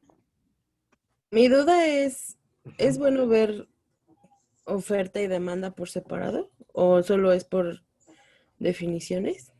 Es que estamos todavía, estamos ahí, pero mira, ya llegamos. Ah, ok, ese era mi punto, perdón. No, está bien, está bien. Eso me gusta. El equilibrio de mercado, ya llegamos a eso, ¿no? Porque bueno, si uno está jalando para arriba y la otra está jalando para abajo, digamos, pues en algún lado hay que encontrarse o no. Si no te encuentras, no hay mercado, no hay acuerdo. Punto, se acabó, no tenemos más que discutir. Pero si te encuentras, entonces vamos a ver en dónde te encuentras y qué significa que te encuentres. Te encuentras porque hay equilibrio, porque esas dos fuerzas, una que jala hacia un lado y la otra que jala en la dirección opuesta, pues finalmente se compensan, tienen la misma intensidad y encuentran un lugar donde pues todo el mundo está tranquilo o tranquila. Y entonces ese lugar lo vamos a llamar equilibrio de mercado. Ocurre cuando el precio hace que los planes de los compradores y de los vendedores, es decir, el precio hace que la demanda y la oferta concuerden entre sí y finalmente se pongan de acuerdo. Eso sucede en el equilibrio de mercado. Y entonces, ¿cómo lo puedo ver yo? Pues miren, la verdad es que yo grafico la curva de demanda que está acá y no sé por qué no la pusieron en colores, yo lo voy a marcar ahora en rojo, ¿no? Esta curva de demanda que yo estoy marcando en rojo y la curva de la oferta que está marcada en azul. Si yo grafico esas dos curvas, va a llegar un punto donde ellas se van a encontrar. Y ese punto es el que voy a llamar el equilibrio. En ese equilibrio, ese punto que está ahí, ¿pertenece a la curva de demanda? ¿Sí o no? Sí, pertenece a los dos, ¿no? Sí. Pertenece a la de oferta, gracias. Justo ese es el punto. Entonces, si pertenece a la demanda, quiere decir que las personas están dispuestas a pagar esos precios por esas cantidades. Y si pertenece a la oferta, quiere decir que las personas están dispuestas a producir esas cantidades para venderlos a esos precios. Y si pertenecen a ambas, pues voilà, ya tenemos finalmente un acuerdo. Estamos de acuerdo en que a ese precio yo puedo consumir esa cantidad. Y como estamos de acuerdo, vamos a decir que conseguimos el equilibrio y vamos a encontrar dos cosas muy importantes. Por un lado, el precio de equilibrio, que es el precio al cual bajo el cual nosotros suscribimos y firmamos este acuerdo. No es a cualquier precio. Yo no voy a comprar 10 millones de barra a $2 por barra. No, a $2 por barra yo, siendo un consumidor, voy a comprar 8. Eso es lo que me dice aquí, mi curva de demanda. Yo no voy a comprar 10 millones a $2. Yo voy a comprar 10 millones a $1.5. Y equivalente a esto, ¿qué voy a decir? Que yo no voy a vender 15 millones de barras a $1.50. Yo 15 millones de barras los voy a vender a 2 millones. A $2 por barra, perdón. No lo voy a vender al precio que tú quieras.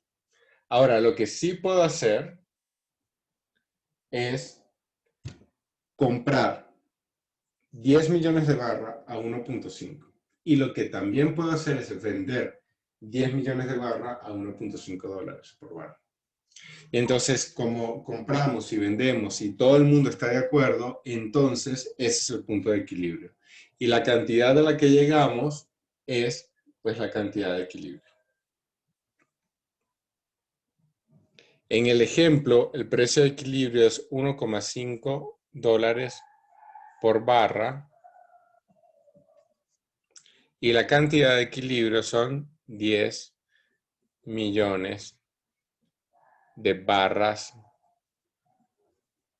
por semana.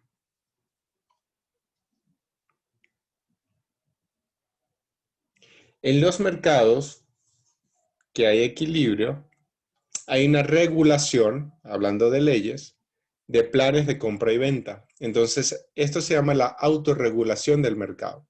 Y se da cuando la oferta y la demanda se encuentran solas, ¿no?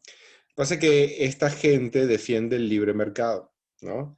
Y la verdad es que el libre mercado es una cosa muy rara, que yo no sé dónde se sacaron, pero bueno, esta gente sí lo defiende y así es, y dicen que sí, y en fin, ¿no? No me voy a poner filosófico ahora, pero bueno. Dicen que es la autorregulación. La otra parte de la regulación es la regulación externa que vendría por el Estado, ¿no? O por otros entes, pero principalmente el Estado. Pero esta gente va siempre a plantear que esa regulación del Estado es una carga para el mercado y una ineficiencia. Y yo siempre me voy a pelear con esa gente por decir tal cosa. Pero bueno, igual, incluso si el Estado no está, el propio mercado sí que tiene regulaciones. ¿Y qué pasa si yo decido no regularme y no seguir las leyes y no trabajar en este punto de equilibrio? ¿Qué pasa?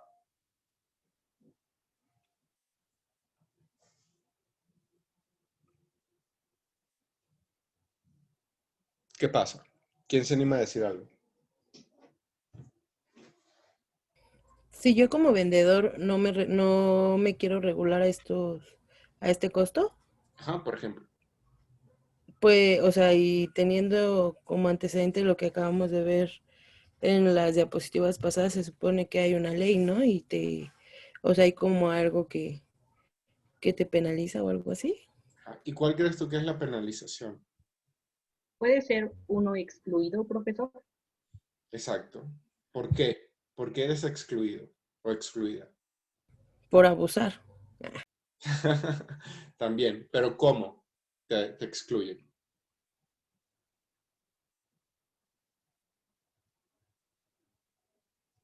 A ver, Rodrigo, tienes la mano arriba. Te escuchamos. Adaptando lo que estamos... Ay, no te escucho. ¿Soy yo o eres tú? ¿Me escucha? Ahora sí. Ya. ¿Me escucha bien, profe? Sí, sí. Hablando como que en términos pues ya macroeconómicos, siento que dado este sistema capitalista donde entre comillas el mercado es libre, si tú no te adaptas o si tú no juegas las reglas de este juego que el capitalismo pues impone, por así decirlo, te saca, ¿no? Te excluye. ¿Pero cómo? Con esto, ¿cómo te excluye? ¿Cómo te excluye? Pues bueno, a través, no sé, las empresas monopólicas generan más productos y a los que están comenzando, a las pequeñas, a lo mejor, no sé, una cerveza artesanal se me ocurre, ¿no? Con una analogía.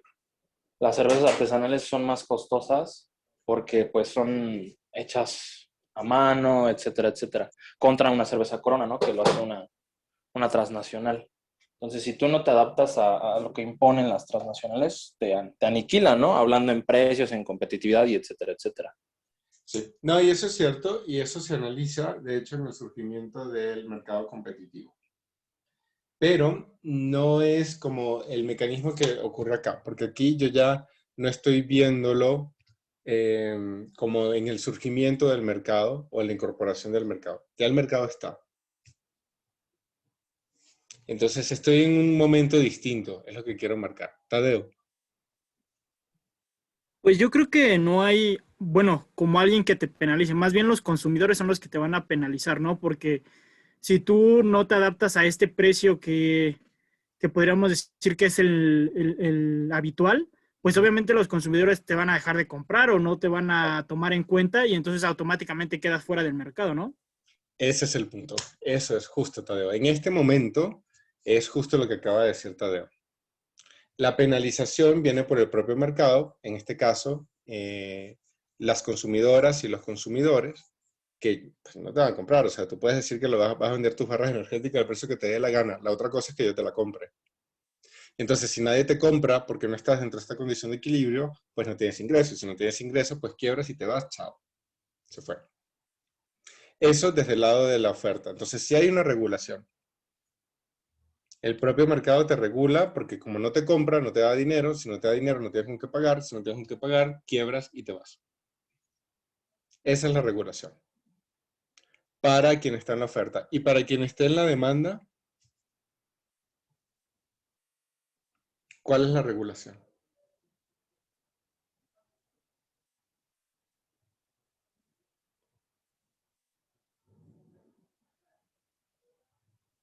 ¿Serían las necesidades del mercado de los consumidores?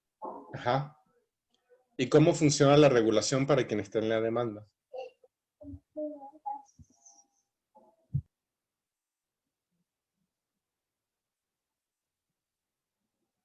¿Por los ingresos o cómo? ¿Por la oferta que me den? ¿No?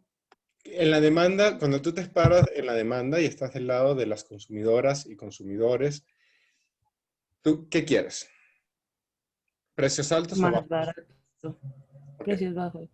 Ok, entonces supongamos que yo digo... ¿La regulación funciona a través de los costos?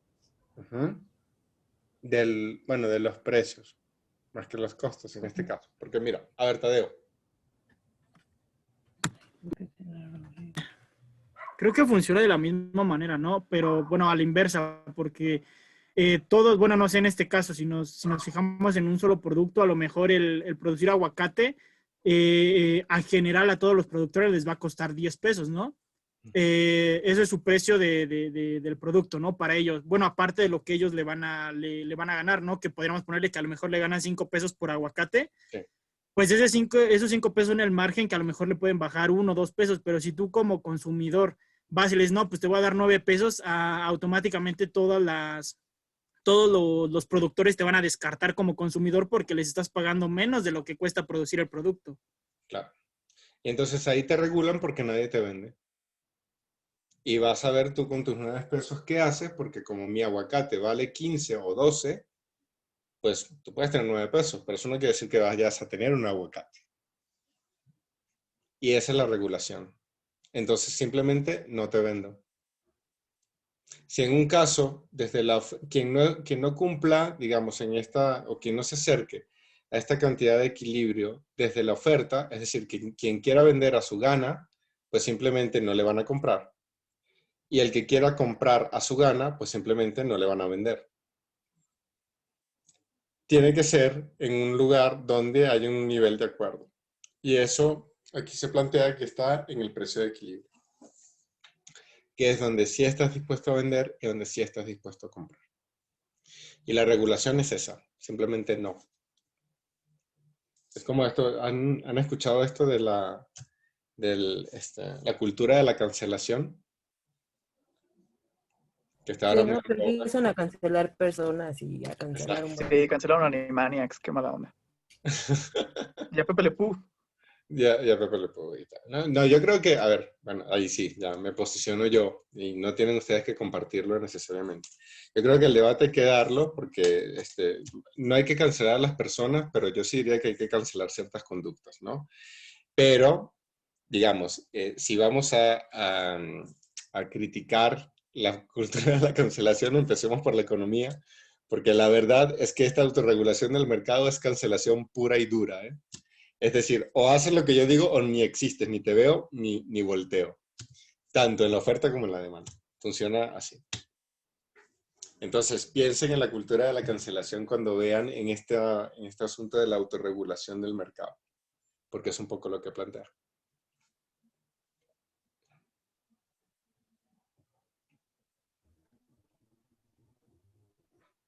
Ahí estaba. Es Cintia, ¿verdad? Quien estaba preguntando por, bueno, ¿y cuándo encontramos el mercado y la demanda? ¿Era Cintia o era alguna otra persona? Sí, profe, era yo. Ah, qué bueno. ¿Cómo lo ves, Cintia? ¿Te convenció más o menos? Sí, sí me convenció, es que eso era lo que me preocupaba en algún punto. Ah, ya. Bueno, Cintia, está bien, es una explicación, pero hay más, ¿eh? Hay otras. Y hay otras consideraciones alrededor del equilibrio y qué sé yo, ¿no? Que están más chidas, ¿eh? También te digo, Cintia, que esta. Pero bueno, esta es una y orienta mucho, pero hay más y están mejor. Digo, tenemos que ver esta economía porque tenemos que ver esta economía, es lo que más hay. Pero la verdad es que, cuesta, ¿eh? Cuesta. Otro día ya, ojalá tengamos espacio para comentar otras cosas más divertidas. ¿Ok? Y entonces, bueno, esto es lo del equilibrio, ¿no? ¿Hay preguntas? No, profe. Ok. Entonces, los ajustes de precio ocurren entre la escasez y la abundancia, ¿no? Cuando hay mucha escasez, cuando no encuentras algo, aumentan los precios de los productos, ¿no? En parte, en este periodo de cambio y de ajuste con el cubrebocas, el aumento del precio estuvo vinculado a la escasez hasta que no se hicieron los ajustes en la curva de demanda y oferta. Entonces, claro, al momento cero, cuando tú llegas, pues está la situación que está. Necesitas 500 cubrebocas de un día para otro y tú antes consumías uno cada 4 años y entonces, claro que hay escasez. Y cuando hay escasez, aumentan los precios. Distinto y que luego también sucedió cuando comenzó a aparecer mucha producción de cubrebocas, pues entonces no digamos que hubo abundancia tal que se estuviesen pudriendo los cubrebocas en la calle, pero sí hubo mucho más y cuando hubo mucho más de producto, entonces el precio bajó porque aumentó la competencia. Entonces, entre estos dos fenómenos, digamos, la escasez y la abundancia, se van dando los ajustes de precios, ¿no? Ahora, pues, hay una propuesta que es que el mejor intercambio disponible o sea, el mejor acuerdo entre compradores y vendedores está en este punto de equilibrio. Y en parte, eso se da porque este punto de equilibrio pertenece a ambas curvas, como decía su compañera antes. Y entonces, como pertenece a ambas curvas, satisface a ambos lados del proceso de intercambio.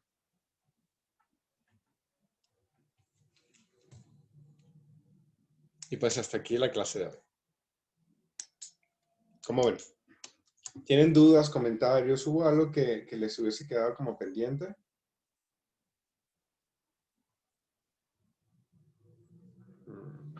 No, profesor, ninguna duda. Todo bien. Por mi parte, igual todo bien. No, profe, no hay dudas. ¿No? Todo bien, profe. Todo bien, profe.